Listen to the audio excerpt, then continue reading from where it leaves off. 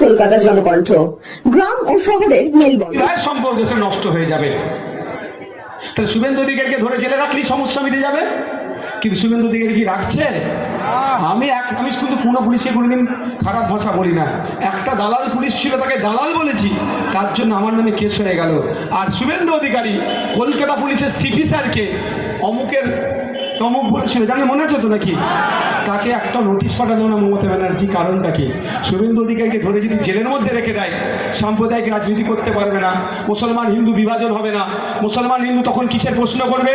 যে আমি 1,500 টাকায়, আমি 1,500 টাকা আমার চলবে না, আমার কাজের ব্যবস্থা করতে হবে, ওয়ান ফ্যামিলি ওয়ান জবের ব্যবস্থা করতে হবে। স্কুলে টিচার নাই কেন? হসপিটালে ডক্টর নাই কেন? মহিলা নিরাপত্তা নাই কেন? সরকারি কর্মচারীদের তাদের হকের দিয়ে ঠিকমতো পাচ্ছে না কেন? সার্বিক ডেভেলপমেন্টের কথা বলবে। রঙ্গনাথ মিশ্র কমিশনের অনুযায়ী কৃষকরা তার উৎপাদিত ফসলের, স্বামীনাথন কমিশনের সুপারিশ অনুযায়ী কৃষকরা তার উৎপাদিত ফসলের দাম পাচ্ছে না কেন? হিন্দু মুসলমান এক হয়ে প্রশ্ন করবে। তাই প্রশ্ন করলে সরকার উত্তর দিতে পারবে না। সেই জন্য শুভেন্দু বাবুকে ছেড়ে রেখে দিয়েছে। তুই হিন্দু হিন্দু ভাই ভাই বল, আজকে মুসলমানদেরকে আমি ভয় দেখিয়ে দিই, দুই দিদি ভাই মিলে এটা ভাগ করে রেখে দিই। আর ওকে যদি জেলের মধ্যে ভরে রাখে ওনাকে, এসব কথাই হবে না। তখন মানুষ ডেভেলপমেন্টে প্রশ্ন করবে যে আপনি বলছেন 2 কোটি মানুষকে চাকরি দিয়েছেন, আর বেকার ভাতার লাইনে 1 কোটি মানুষ ফর্ম ফিল আপ করলো, তাহলে কি করে? কি বলছি বুঝতে পেরেছেন? এই প্রশ্নটা কিন্তু আজকে হচ্ছে না, কারণ আবাদি আর নওশাদ সিদ্দিকী কিন্তু আলাদা করে রেখেছে। হলে আওয়াজ উঠলেও এই আওয়াজটা দীর্ঘমেয়াদী হচ্ছে না। যখন নওশাদ সিদ্দিকী আবাদি 2 দিদি ভাই এক জায়গায় হয়ে যাব না, এটা তখন পালাবে। তাই বন্ধুগণ, এই বক্তব্যে যাচ্ছি না। আমার অনুরোধ এটাই, খুনোখুনি করবে তার স্বার্থের জন্য, তার দলের নেতাকে মারবে, অন্য দলের নেতাকে মারবে, ট্রেনে কখন পুলিশের উপর আক্রমণ করে দিতে পারে, তাহলে আপনারা তাকে সুযোগ দেবেন। কাকে সুযোগ দেবেন আপনারা? কাকে দেবেন? সে সমস্যা আসছে না, আপনাদের উপর নির্ভর করছে। ভোটের জন্য আমি ভাই টাকাও দিতে পারবো না, বুথ দখল আমি করতে পারবো না। আমি এবার আসা যাই, এই সব বক্তব্য এরিয়ার অঞ্চলের দক্ষিণ বামনিয়ার কারো ডিলিট হয়ে যায়, বৈধ ভোটার কিন্তু ডিলিট হয়ে গিয়েছে, তাহলে আপনি কি করবেন? আপনার এখন করণীয়টা কি?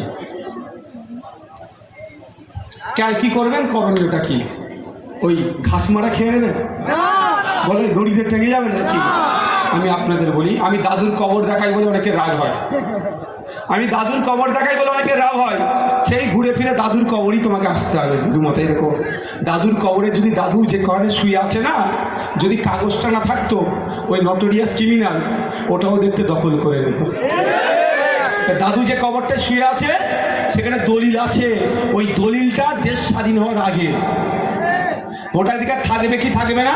কার ভোটাধিকার থাকবে না? যে ভারতীয় নয়, যে 18 বছরের নিচে। ভোটাধিকার কারা পাবে? যে ভারতীয় 18 বছরের ঊর্ধ্বে। তো আমি ভারতীয় কি ভারতীয় নয়, তাহলে আমার দাদুর কবরের দলিলটা কিন্তু প্রমাণ করে দিচ্ছে। কিন্তু এখন কি করছে? পেরেশানি করছে, হয়রানি করছে, অহেতুক আপনাকে ডিস্টার্ব করছে। কে? নির্বাচন কমিশন। কারা ডিস্টার্ব করাচ্ছে? মমতা দিদি আর নরেন্দ্র দামোদর দাস মোদী, বিজেপি তৃণমূল মিলে আপনাকে আমাকে এই হয়রানি করাচ্ছে।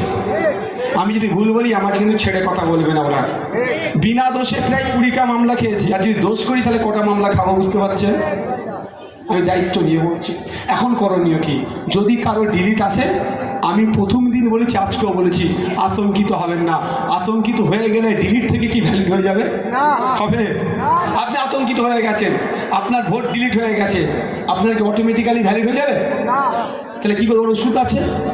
এখন সুপ্রিম কোর্ট যেটা বলেছে, ট্রাইব্যুনাল, স্টেটকে বলেছে, রাজ্যকে বলেছে ট্রাইব্যুনাল গঠন করে, ট্রাইব্যুনালের মাধ্যমে ভেরিফাই হবে। ট্রাইব্যুনালটা একটা on type of judiciary system. তার মাধ্যমে বিচারের হয়ে আপনার লিস্টে নাম উঠবে। কিন্তু 5 দিন হয়ে গেল, ফার্স্ট সাপ্লিমেন্টারি লিস্ট পাবলিশ হয়েছে।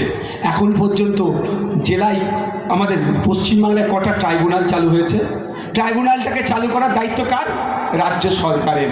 ঠান্ডা মাথায় বুঝবেন, সুপ্রিম কোর্ট বলছে যাদের ভোট ডিলিট হয়েছে তারা সুযোগ পাবে ট্রাইব্যুনালে গিয়ে নিজেকে প্রমাণ করার, কিন্তু বলেছে 15 দিনের মধ্যে যেতে হবে সম্ভবত। আজকে 5 দিন হয়ে গেল, এখনো পর্যন্ত ট্রাইব্যুনাল চালু করেনি। ট্রাইব্যুনাল চালু করার দায়িত্ব কার? পশ্চিমবাংলার সরকারের। তাহলে বলুন, প্রকৃতপক্ষে বিপদের দিকে বিজেপি তৃণমূল মিলে ঠেলে দিচ্ছেন আমাদেরকে। জীবনে প্রথম শুনলাম লজিক্যাল ডিসক্রিপেন্সি, নামের উচ্চারণ করতে করতে 3 দিন টাইম লাগলো। অ্যাডজুডিকেশন, ওরে বাবা, দাঁত ফাঁত ভেঙে যাওয়ার খারাপ। গ্রামের মানুষ হয়, আমি গ্রামের ছেলে, উচ্চারণ করতে হচ্ছে আগে ভালো, ঘরে বসে একটু মজা করে বললাম যাতে ভুল না বলে ফেলি। অ্যাডজুডিকেশন, 12টা রাজ্যে এসআইআর হচ্ছে, কোনো রাজ্যে লজিক্যাল ডিসক্রিপেন্সি নাই, অ্যাডজুডিকেশন নাই। আমাদের এখানে হলো কেন? এটাও হতো না, এটাও মমতা ব্যানার্জির জন্য হয়েছে।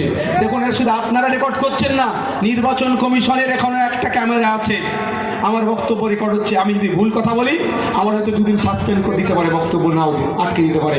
তাহলে লজিক্যাল ডিসক্রিপেন্সির নামে লাইনে যে দাঁড়াতে হয়েছে, এর জন্য সব থেকে বেশি দায়ী নাম যিনি, মমতা ব্যানার্জি। বা অ্যাডজুডিকেশন তার পরের পার্টের জন্য মমতা ব্যানার্জি দায়ী। দেখুন, 250 কোটি টাকা মমতা ব্যানার্জি খরচ করলেন, 90,000 অফিসার দিলেন দ্রুততার সাথে এসআইআর করার জন্য, কিন্তু 1000 কম্পিউটার অপারেটর দিল না। এই কম্পিউটার অপারেটর যখনই দিল না, বিজেপি তার নির্বাচন পোষ্য এখন হয়ে গেছে। তো কারণ নির্বাচন কমিশনের লেটার হেডে বিজেপির স্টাম্প। এখন ভাবতে হচ্ছে বিজেপির অফিসে নির্বাচন কমিশনের লেটার হেডে এসেছে না নির্বাচন কমিশনের অফিসে বিজেপির স্টাম্প আছে, সেটা ওরাই ভালো জানে। এখন পোষ্য হিসাবে কাজ করছে। তারপরেও বলছি, সুযোগ পেয়ে গেল, গড়ে লজিক্যাল ডিসক্রিপেন্সি করে দিল। নামের বানানো ভুল। আমার হিন্দু সমাজের মায়েরা স্বামীর টাইটেল বিয়ের পরে ধরো কারো নাম কাটাছেঁড়া করা হয়, আমি কিন্তু ভোটার হয়ে আইনি লড়াই করব, আমি আপনাদের কথা দিয়ে যাচ্ছি। আর তার একটা প্রমাণ এখানে কারিমুল আছে। কারিমুলের অঞ্চলে, অর্থাৎ ভোগালী 1 নম্বর অঞ্চলে জয়নাল আবেদিনের ডিলিট করে দিয়েছে ভোট। জয়নাল আবেদিনের সাথে আমার কথা হয়, ওকে কোর্টে যেতে বলেছি। ও কোর্টে গিয়ে দেখে অলরেডি আমি কোর্টে বসে আছি। বুঝতে পেরেছেন? তো ভোটার ডিলিট করে ওই ঘাস মারাকেও খাওয়াত খেতে যাবেন না, আতঙ্কিত হতে যাবেন না। জানবেন আপনার বাড়ির ছেলে আছে, আপনার ছেলে নওশাদ সিদ্দিকী, আপনার ভাই নওশাদ সিদ্দিকী বেঁচে আছে। ভাইজান বেঁচে থাকতে আর্টিকেল 326 আপনার সাংবিধানিক অধিকার, আমি কাউকে কাটতে দেবো না। আইনি লড়াই করে নিয়েছে, আপনার অধিকার ফিরিয়ে দেবো। সুতরাং যদি কারো ডিলিট হয়ে থাকে, আমাদের যারা অঞ্চল নেতৃত্বরা আছে তাদের সাথে যোগাযোগ করবেন, আপনার নাম আর ফোন নম্বরটা এদেরকে দিয়ে দেবেন, এরা আমার কাছে পাঠাবে। আমার অফিস থেকে আপনাদের কাছে ফোন আসবে, আপনাদের কি করতে হবে না করতে হবে পার্টিকুলার সব বলে দেবে। যদি উকিলের প্রয়োজন হয়, এটাও আমি কথা দিয়েছিলাম, একজন কেন 1000 লোকের যদি উকিলের প্রয়োজন হয়, নওশাদ সিদ্দিকী বিনামূল্যে সবার আইনি পরিষেবা দেবে, বলেছিলাম তো। আর একটা কথা বলে যায়, দেখলে দেখা যাবে, জন্য বাঁচার জন্য তৃণমূল ছেড়ে আইএসএফ এর নেতাদের বাড়ি বাড়িতে গিয়ে টাকার অফার করছে। আইএসএফ নেতাদের বাড়ি এখন দাম উঠছে ভালোই, এদের শুনে রাখো, আমার থেকে বেশি দাম এখন এদের উঠছে। আমি একটা অফার করবো তোমাদের, যা দেবে নিয়ে না। হ্যাঁ হ্যাঁ, আমরা তো ভোটে খরচ করবো, বুথ খরচ টুচ করবো, তাতে টাকা পাবো কোথায়? ব্যানার ট্যানার বেশি করে লাগাবো। ভোট ওর বাঁচানো তো দূরের কথা, আমাদের নেতাদের পেছনে পড়েছে, কি লাগবে বল? একবার বস অন্তত। দেখ, অত সহজ নয়। এরা গুলির সামনে লড়াই করেছে, 3টে ছেলে আমার শহীদ হয়েছে, লোকের পা কেটেছে, আমার মা বিধবা হয়েছে, ছেলে তার বাপকে হারিয়েছে। বেঈমানি আমার সাথে আশা করছি যারা আছে, তারা জান চলে যাবে, তো জেল কেটেছে, বেঈমানি করবে না। হ্যাঁ, চাপে পড়ে কয়েকজন গিয়েছিল, আবার তারা হ্যাঁ এই এখন দাঁড়িয়ে আছে।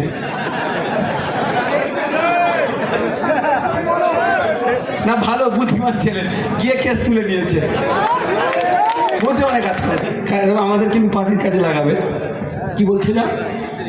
তৃণমূলের হার্ডকোর, তৃণমূলের নেতা, সে যদি আমার সাথে গোপনে যোগাযোগ করে, আমি কথা দিলাম, আমি তার পরিচয় গোপন রেখে তারও ভোটাধিকার বাঁচিয়ে আনার লড়াই, আইনি লড়াই আমি করব। তার পরিচয় গোপন। চিকিৎসার কথা ভাবছেন? ভাবছেন? আজই চলে আসুন শীর্ষ general and eye care hospital.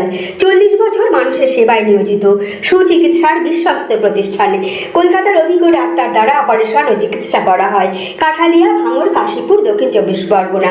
যোগাযোগ 7407337744, 7407441234।